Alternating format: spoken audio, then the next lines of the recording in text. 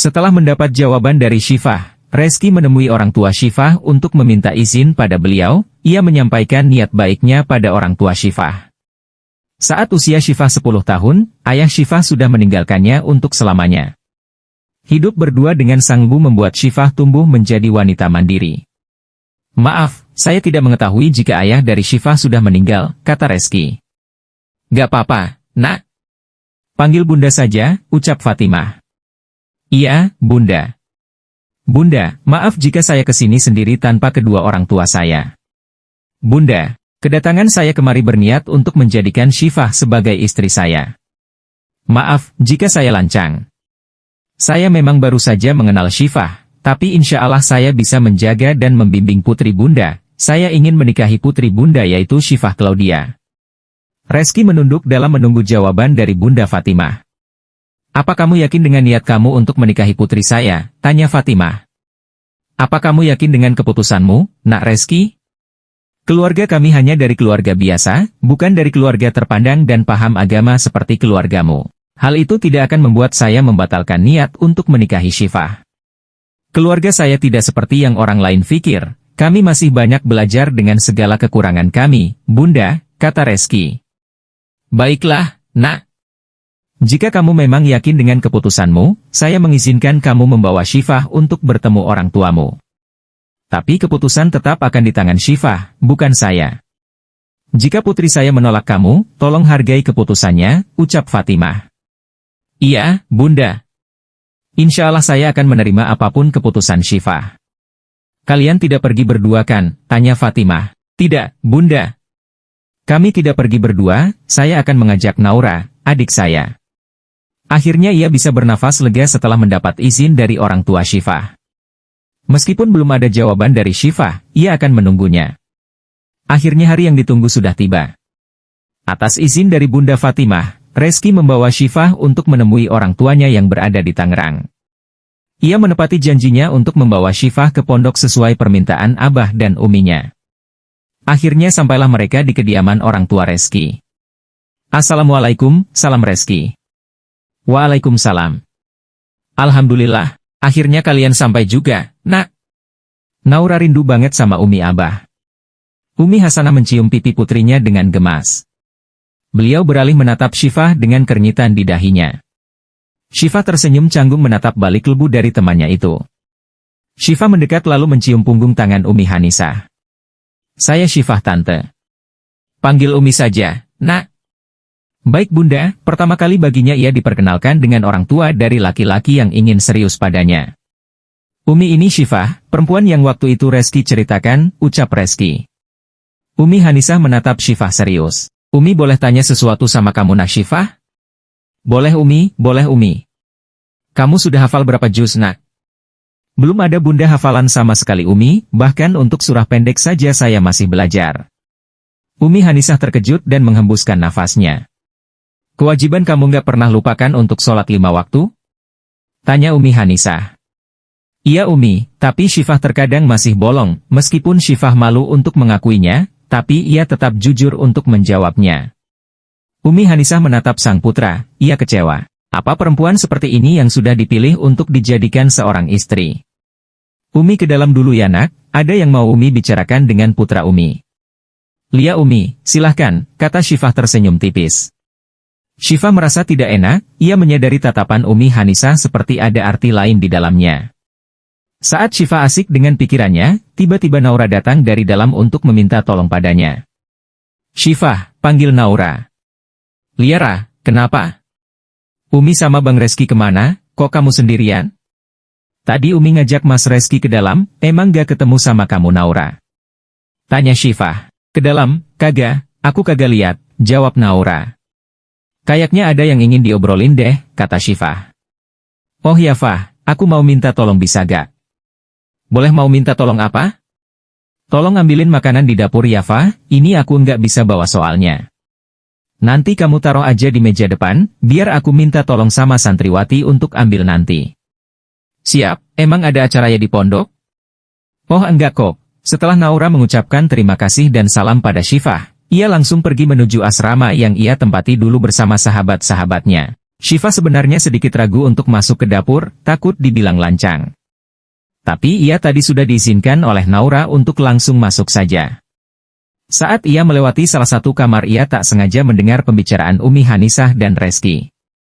"Reski, apa perempuan yang kamu maksud seperti itu, nak? Dia tidak lebih baik dari Natasha," kata Umi Hanisah. "Astagfirullah, kenapa Umu bicara seperti itu? Benar kan, nak? Syifa bahkan sering melupakan sholatnya.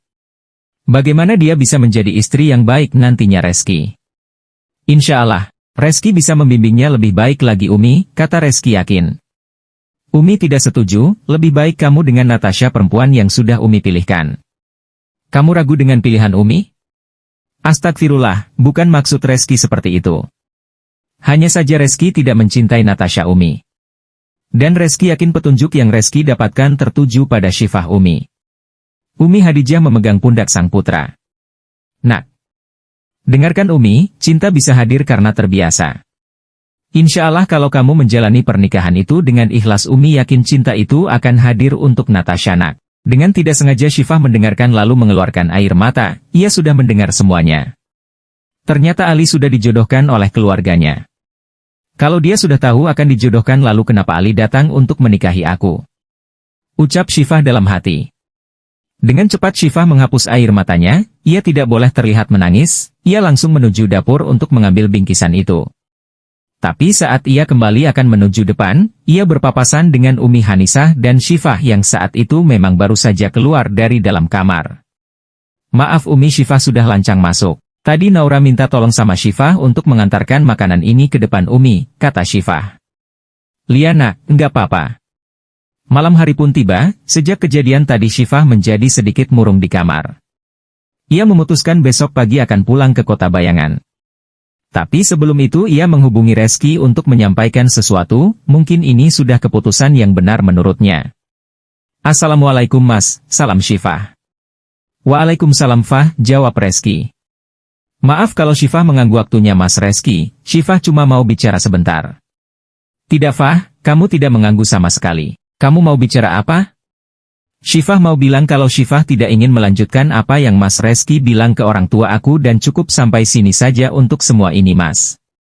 "Mungkin kita tidak berjodoh Mas." "Maksud kamu apa Fah?" tanya Reski. Tapi sayang saat Reski mempertanyakan apa yang dimaksud dengan perkataan Syifah, justru Syifah mematikan teleponnya. Keesokan harinya Reski menemui Syifah di penginapannya dengan mengajak sang adik. Tapi usahanya untuk mendapatkan jawaban dari Syifah gagal. Karena ia terlambat, Syifah sudah kembali ke kota bayangan sejak pagi tadi. "Abang kenapa sih?" tanya Naura. "Kemarin Syifah telepon, dia bilang kalau dia menolak abang dan dia ingin menyudahi semuanya, Dek." "Astagfirullah, emang kenapa Bang? Kalian ada masalah?" "Enggak mungkin Syifah tiba-tiba membatalkan ini semua tanpa sebab." Reski begitu terlihat terpukul dengan keputusan Syifah, tapi ia tidak boleh mundur begitu saja. Ia harus memperjuangkan perempuan yang ia cintai. Naura menatap abangnya Iba, ia mengelus pundak sang abang untuk menguatkan. "Bang, lebih baik kita balik ke pondok. Abang bilang ke Abah kalau Syifah sudah pulang ke kota bayangan." Meskipun awalnya ada pertentangan dari sang Umi, tapi ada sang Abah yang selalu mendukung keputusannya. Dan akhirnya Umi Hanisah mengalah dan merestui hubungan mereka. Tidak mudah baginya untuk membujuk sang Umi, tapi atas izin dari Allah dan restu dari sang Abah semuanya berjalan dengan mudah. Hati sang Umi terketuk untuk merestui keputusannya. 1 minggu telah berlalu, setelah kejadian beberapa hari lalu memang Syifah tidak langsung pulang ke rumah. Ia menginap di tempat Aliyah dan menceritakan semuanya. Hari ini ia pulang ke rumah ingin menemui sang bunda, dan akan menceritakan semuanya. "Assalamualaikum," salam Syifah. "Waalaikumsalam. Akhirnya kamu pulang juga nak." Syifah menatap sekeliling rumahnya, kenapa rumahnya banyak orang dan dihias seperti akan ada acara pernikahan. "Bun, ini kok rumah kita dihias gini?" "Emang ada acara apa?" tanya Syifah. Fatimah tersenyum menatap putrinya. "Kan besok ada acara pernikahan." Syifah terkejut dengan ucapan bundanya. "Syifah nikah? Maksud bunda apa?" "Besok kan acara pernikahan kamu dengan Nak Reski. Udah lebih baik kamu sekarang istirahat dan persiapkan diri kamu untuk besok." Setelah mengatakan itu Fatimah pergi meninggalkan sang putri. Ia terkekeh melihat wajah putrinya yang begitu terkejut. Keesokan harinya acara yang ditunggu-tunggu kini waktunya sudah tiba. Syifa begitu tampan dengan balutan baju pengantin putihnya. Sungguh ia merasa sangat grogi saat ini. Akhirnya pernikahan dijalankan. Dan Reski pun mengucapkan, Qabiltu nikah wa taswijah alal mahril majkur halan. Sah, ucap penghulu. Sah, ucap semuanya. Alhamdulillah. Semua orang mengucap syukur. Dengan satu tarikan nafas Reski mengucapkan ijab qabul dengan lantang. Begitupun dengan Syifa yang berada di dalam. Ia masih tidak menyangka kalau dirinya sekarang sudah menjadi istri. Kalau gitu kita keluar dulu ya Fah. Ngapain keluar? Jawab Syifa. Sebentar lagi Bang Reski kesini untuk jemput kamu, kata Naura. Syifa memegang lengan Naura dan Aliyah yang akan keluar. Enggak mau kalian di sini aja, lirihnya. Please di sini aja ya bukan apa-apa soalnya hati Syifa merasa tidak karuan sekarang. Enggak bisa Fah kita berdua harus keluar. Dah. Setelah mereka berdua keluar, tidak lama kemudian pintunya diketok seseorang dari luar, yang ia yakini itu adalah Reski. Laki-laki yang beberapa menit lalu sudah menjadi suaminya. Assalamualaikum, salamnya dengan membuka pintu Syifa tidak berani menatap ke arah pintu, yang ia lakukan hanya menunduk. Waalaikumsalam. Keheningan pun tiba, tidak ada yang memulai obrolan. Tapi tiba-tiba Reski mendekat ke arah Syifa dan meletakkan tangannya di atas kepala sang istri, untuk mendoakan kebaikan mereka berdua. Allahumma inni as'aluka min khaiririha wa khairiri ma ajabaltaha, alaih. Wa a'udzubika min syarriha wa syarri ma ajabaltaha, alaih. Reski mengusapkan kedua telapak tangannya pada wajahnya, setelah mengaminkan setiap doa yang dipanjatkan oleh Reski.